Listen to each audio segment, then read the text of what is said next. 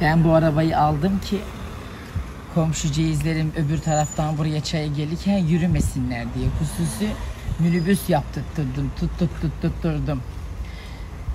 Sabah Kemal abla yazmış ki senin üstündeki ağırlık çoktandır görüşemediğimiz içindir. Kerem gitti aldı geldi. 5 dakikalık yürüme yerine arabayla gidip geliyor bizim hanımlar. Ey gidi kibar maraz. Hadi rezilde komşu sormak böyle bir ayrıcalıktır. Kapınızdan arabayla alınırsınız çay içmeye gelmek için. Kargomu da getirmiş.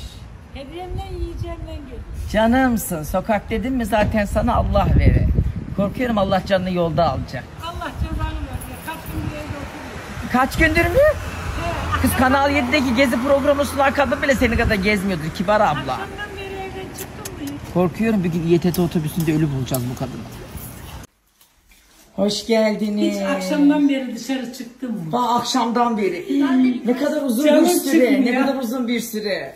Ben sizi kahveye çağırdım, sen beni kahvaltıya Kibar abla tonla işimiz var o yüzden ben ev sileceğim. Kerem'e o 5 dakika git al geldi mi? Gelene kadar kahvaltı bitti. Manyak gece 3'e kadar ev sildim daha ne evi? Biri, dün sen demedin mi yarısını da yarına bırak iş olsun sana Sen diye? bırakmadın ki onu ben biliyorum bırakmışım. Üstünden cila geçeceğim. Hoş geldiniz efendim. Hoş bulduk.